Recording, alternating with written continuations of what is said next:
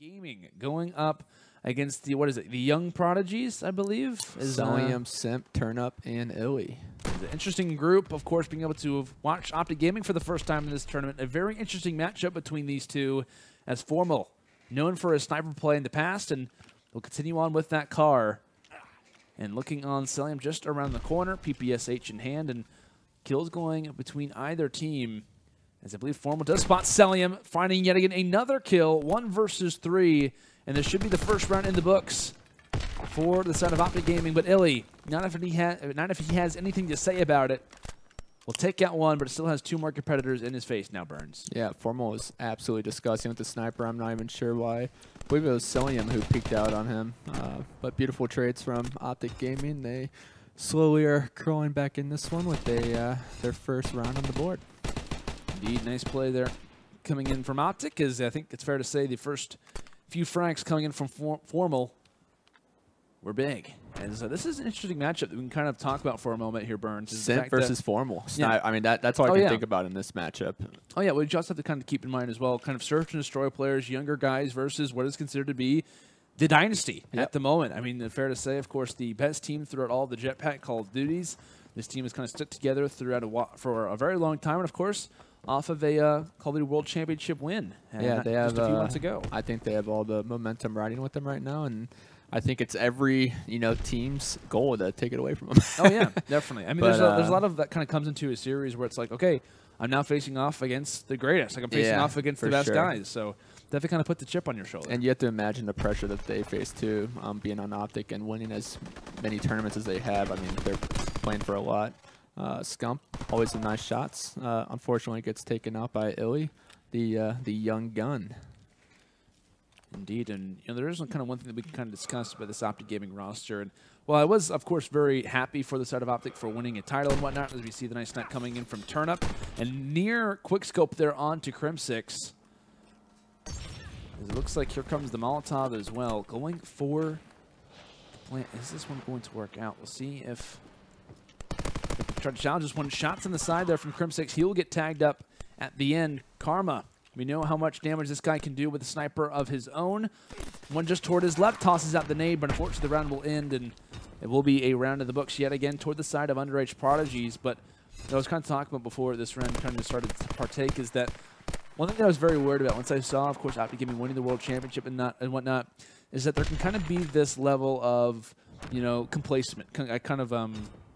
complacentness, right? Because of course, you've won a world title, you kind of have done it all. It's kind of like, what is there now to do? And it's like you're at the top of the mountain, no one's kind of around you. I don't see them being right, and that's one thing that I originally thought about, and I was like, well, maybe it's something that could kind of come into play. But I think with the excitement kind of around this boots in the ground title, a lot of people wanting to prove themselves, it's kind of like a new fresh start for everyone. Despite, of course, a world title in the back of everyone's minds, it still is a game that everyone's incredibly excited about. And well, of course, the Jetpack era has concluded, and OpTic was without question the most talented team throughout those 3 years.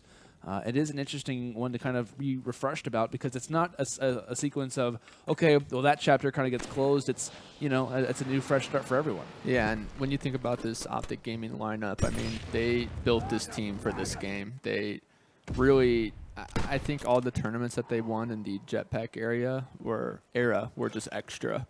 I think the game that they're supposed to shine in is World War II, and that's the lineup that they have to try to pursue what they had going on for them last year.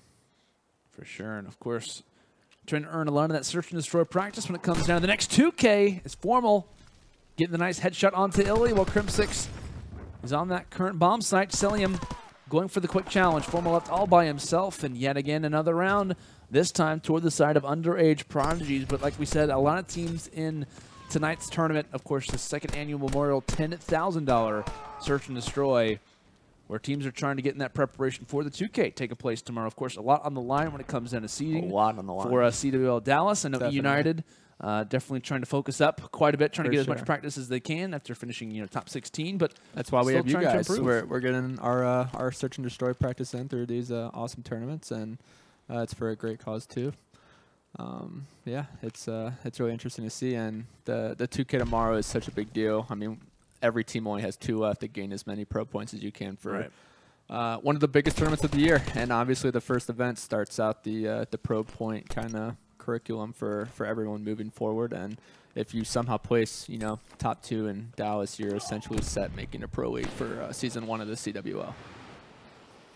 Absolutely. So a lot of practice, a lot of preparation coming into tournaments, even like this one. But of course, every tournament can be used as practice when it comes into future LAN tournaments. That's exactly what both these rosters are doing, primarily OpTic Gaming of the two, just because of this team being under 18. But if you aren't really familiar with the UnderAgeProdigies, that name definitely does fit them appropriately as a very talented group of young players and guys who've kind of risen throughout the scene over, well, technically the Jetpack era, and have definitely proven themselves so far in boots in the ground titles. I know a lot of people were very curious, Burns, about whether or not these guys specifically were going to be able to kind of hang with the old pros, and fair to say that there's not much of a difference, if a difference at all. Yeah, I'm really glued to Celium's gameplay right now. It's a lot of smart, decisive plays that he's trying to make, and unfortunately he's not going to win this round, but I feel like the big factor between these two teams, or why the young Prodigy squad has been able to gain a small edge on OpTic, is how they're positioning themselves with the sniper rifle. You see Turnup, I feel like, playing a little bit more aggressive with the sniper rifle, while Form was playing really far back. I feel that aggressive style is letting their team kind of gain more map control and build trades quicker. I just feel like Formal, even though he is sitting at 7-5, he hasn't been able to make the correct trades since he's been so far away from his teammates. Exactly.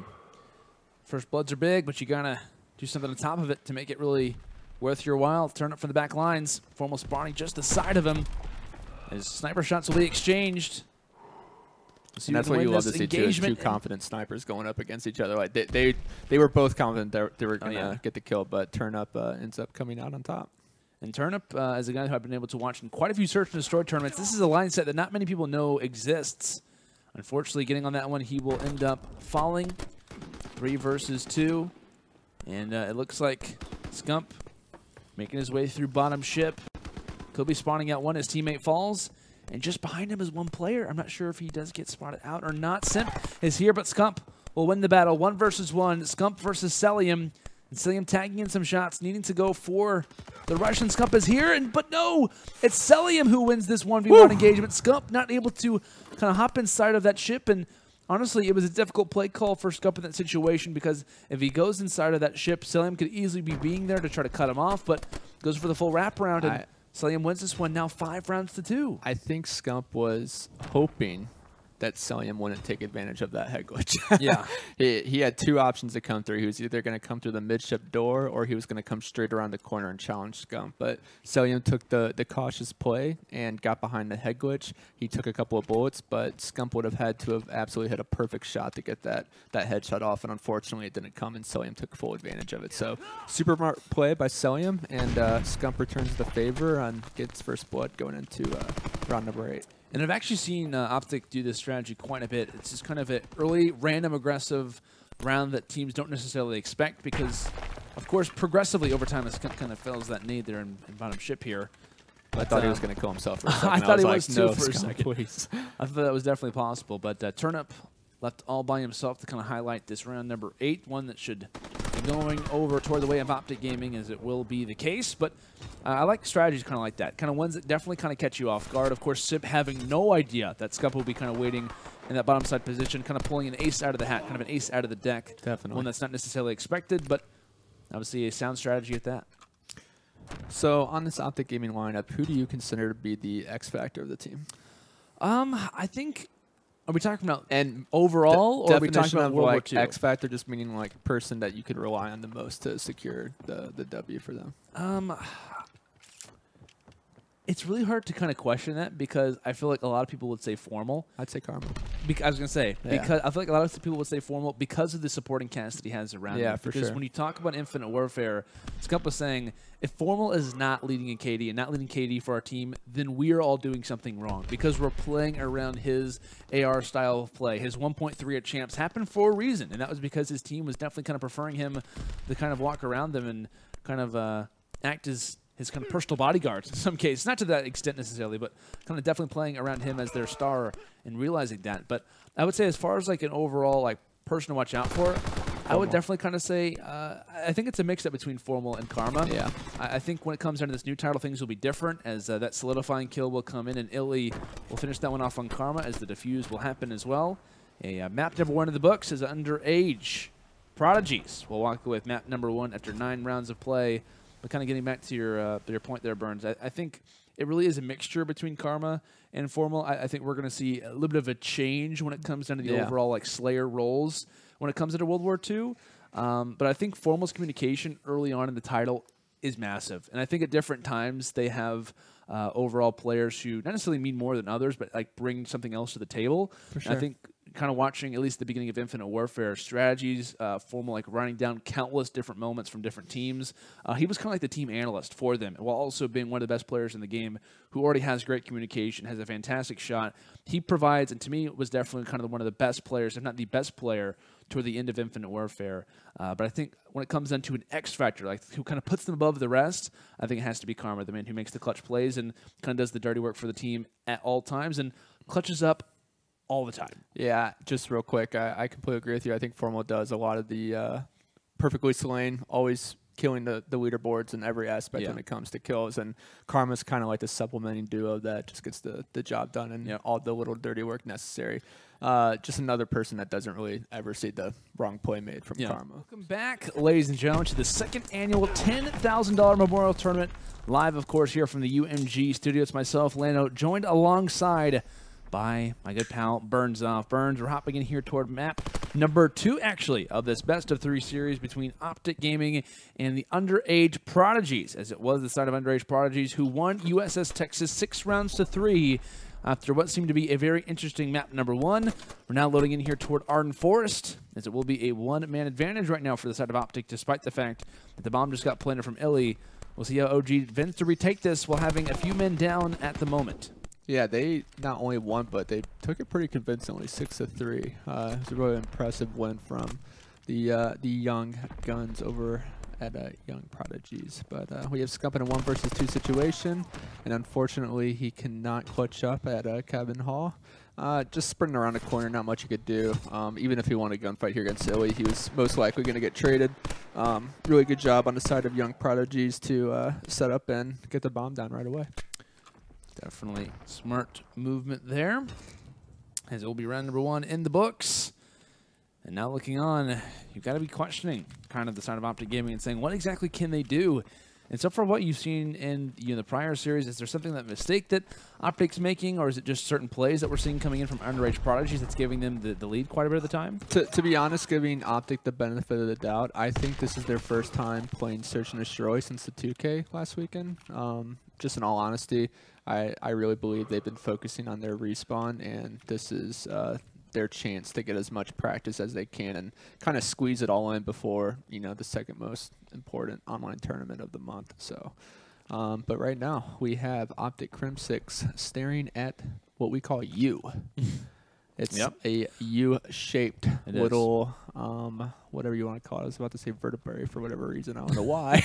I actually listened to your guys' call-outs, and quite a bit of the time, like it's either you guys or Luminosity who I take call-outs from a lot of the time, just because it's like very, we try very to be simplistic. trendsetters. Yeah, yeah, definitely. It's this entire area can kind of be called be ruined, or can kind of called be ruined. So it's kind of like a difficult area. Like, do you call that ruined stairs? Do you call that like pillar? Like, I know a lot of people call it pillar, but so we have pillar and easier. U, and then we kind of, depending on like what side we are on the map, we either call it our U or their U to kind of make sure that the guys are coordinating if they're trying to execute a kill or not.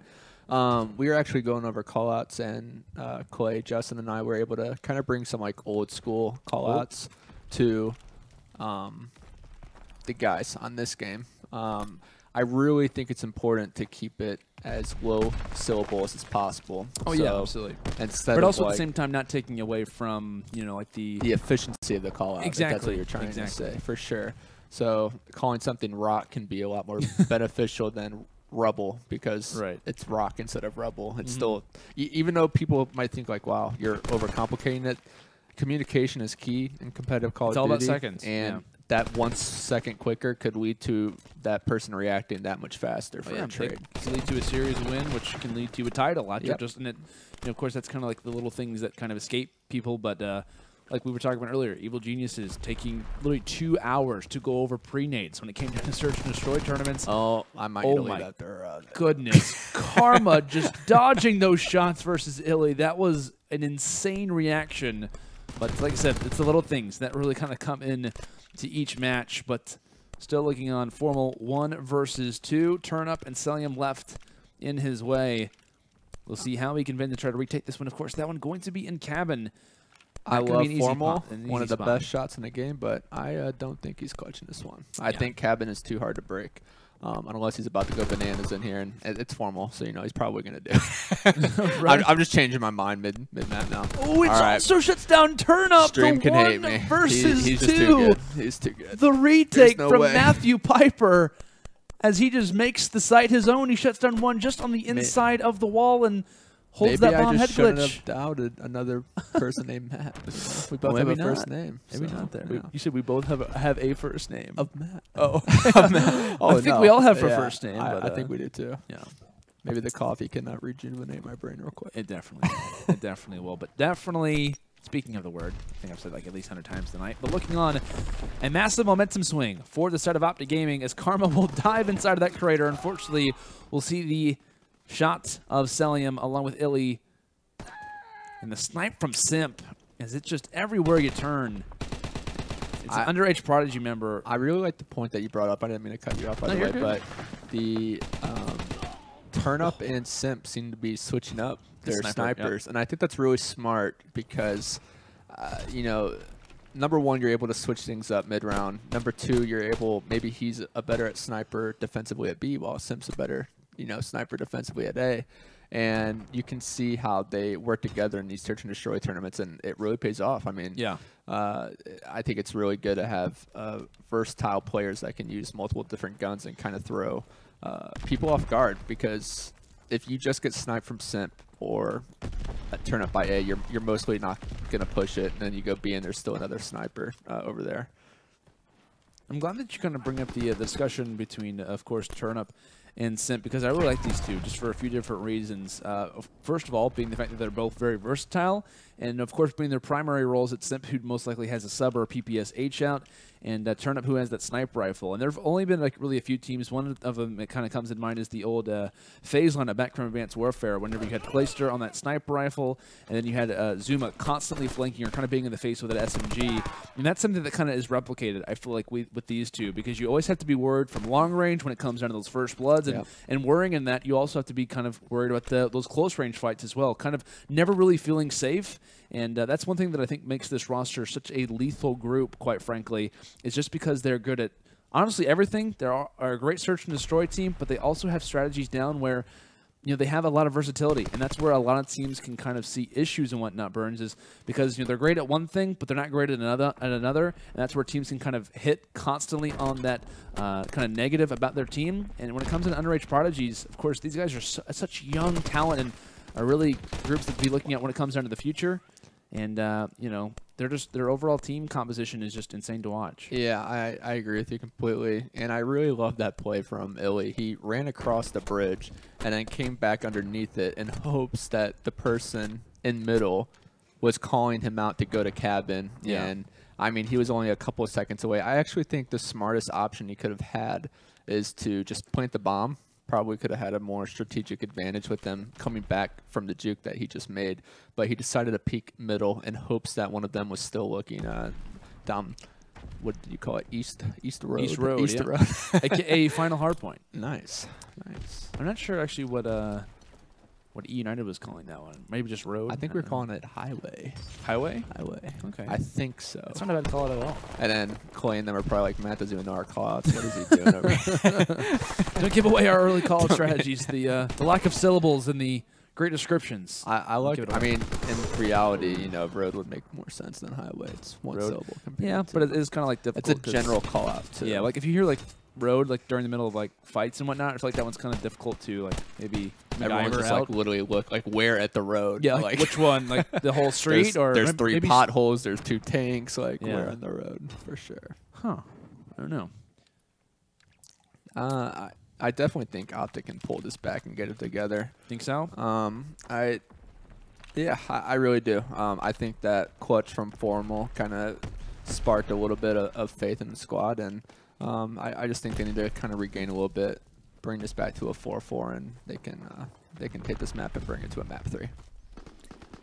See what they can do. Illy side peeking. Of course, here comes the Molotov. 2 found from Simp. I'm not sure if that was a collateral or not. He's like, bye, turn up, but I'm taking out Scump with you. Yeah, unfortunately shuts down his teammate. But at the same time that Formal throws at the Molotov, the kill doesn't come in from Simp. And oh my goodness, Formal shuts him down. Crim6 is there for the challenge, takes out Celium in that particular exchange. But it comes down to a 1 versus 1. Crim versus Illy. Veteran versus Young Gun. Who will come out with this fight? And it looks like Illy going for the aggressive trade. And this Crim6 guy's confident. Trying to stay up. Illy's still challenging, and who's going to win this one? This is such a close-fought battle, and Illy... The confidence you have to have in a 1v1 against Crim6 versus Crim on the Boots of the Ground title. To just follow him like this with the machine. I mean, Illy's confidence level is so high, and regardless if it's on a line or land or whatever, I mean, you have to have kahunas to just follow Crim like that and close out a round like he just did. I bet Crim in his head is like, why is this kid following me? Like, what are you doing?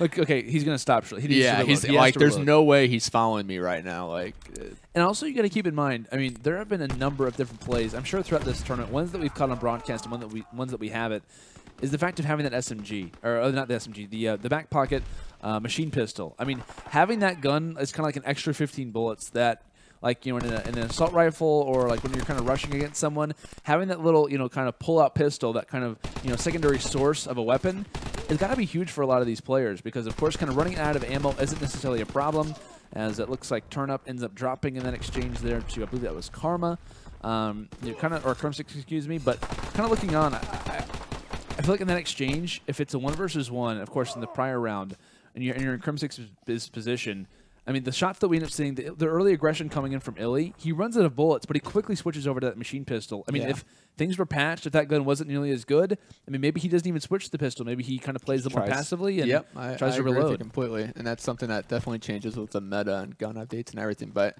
the UnderAgeProdigies, they would have closed this up already if they knew how to accurately shoot with their machine pistol. I'm not sure. They've kind of choked a few different scenarios and gunfights. I think they're getting a little... I love this. I love this shot. Simp. Nice shot, buddy. Nice shot. Simp takes the head of Formal, and might as well just taking the leeway in this overall series. Goes for the quick scope onto Karma. Thankfully, his team's there, but Karma ends up shutting down, like I said, Simp in the process. Up close, a personal fight. Scump finds one. Now evening things out at a 2-on-2. Celium from one side, Turnup from the other. They have at least one player locked down, but at the worst time possible, Turnup tosses out the Molotov. And it looks like he's going to drop in that scenario. Celium now left all by himself. 1 versus 2 versus Scump and Crim6. Will we see a round 10, or can Celium get it done here with the FG42?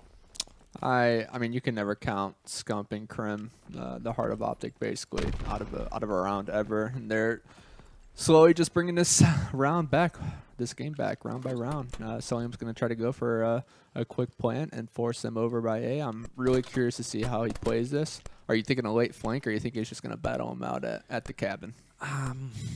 It's kind of a hard call to make. I know he's obviously trying to... yeah, he has no choice now. Yeah, I mean, at this point, it's kind of difficult to kind of call. I would imagine he's probably thinking that they're both here. Finds one on the Scump, and now toss out the Molotov. A perfect use of it. Crim6 blind. And quite literally, he's nearly on fire, and Crim6 is able to find it, sprints through the flames, and wins this battle that time with the machine pistol of his own, as we will be seeing a round number 10 be forced here from the side of OG. I mean, Celium, he was hurt with the fire. I felt like all he had to do was jump out of the door and just spray and pray, and he would have died. But there were 2 scenarios in that round, Burns, where I believe it was Turnup with the Molotov, and of course there at the end, Celium.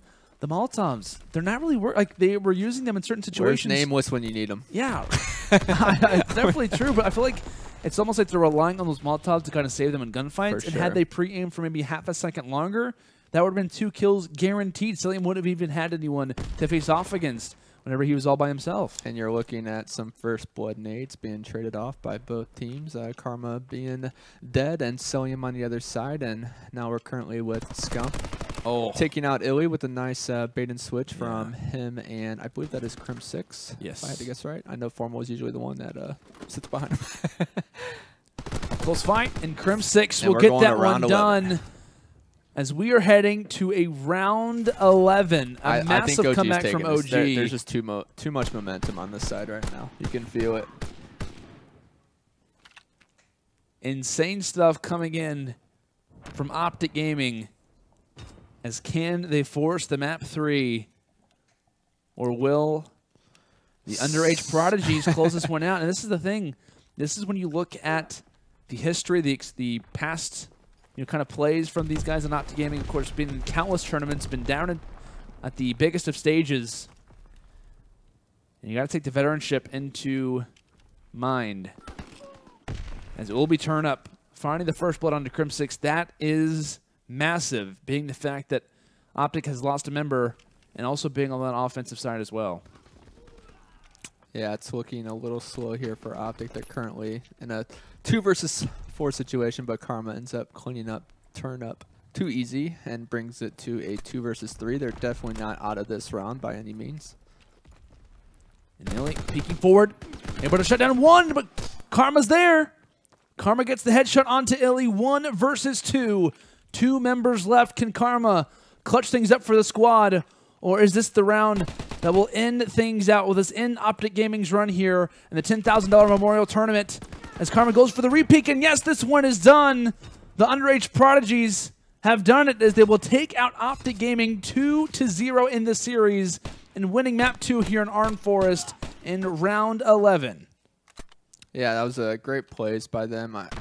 I mean, OpTic definitely had the momentum on their favor in the late half of this game, but it almost felt like the young Prodigies should have closed it out at some point in this map. They were multiple 1v1s and rounds away, and you're just looking at the the scoreboard right now. You have 11 kills from Illy, 10 from Turnup, 10 from Simps. Not one member of OpTic was able to reach double digits in that series, but regardless, it was a great map. And you can see why OpTic is known to have some of the best composure in the game. They slowly crawled back from, I believe, a 2-5 deficit and almost ended up clutching against some of the best, search and destroy players in the game. Definitely. That was a insane series to watch. I believe as we do have a replay here coming in. Of course, this was Formal's retake on toward Cabin. This is one where I know all odds were set against him here in this play. Burns. Even myself, I was like, there's no way Formal is winning this, and I was completely wrong. And I love what he does. Of course, as he finishes off that kill, what you notice when he goes over toward the right is like in his mind, he's kind of like halving the map in two, like kind of like nailing, like it's almost as if like the bomb side is a square, for sure. And he's kind of slicing it as time goes on. So checking that right side, realize okay, they're not going to be back toward here, and kind of limiting toward like a certain line sight, and just does a great job at side peeking, realizes that he has to be toward a certain part of the door, and clutches at the 1 versus 2. Just like you said, just perfectly sliced the middle, moved perfectly to the left, killed the guy inside of the cabin, and then just slowly stayed patient and got the 1 versus 1. Slowing up the speed of time. Don't let me crash down tonight. I just wanna feel what I feel, when it's just you and me.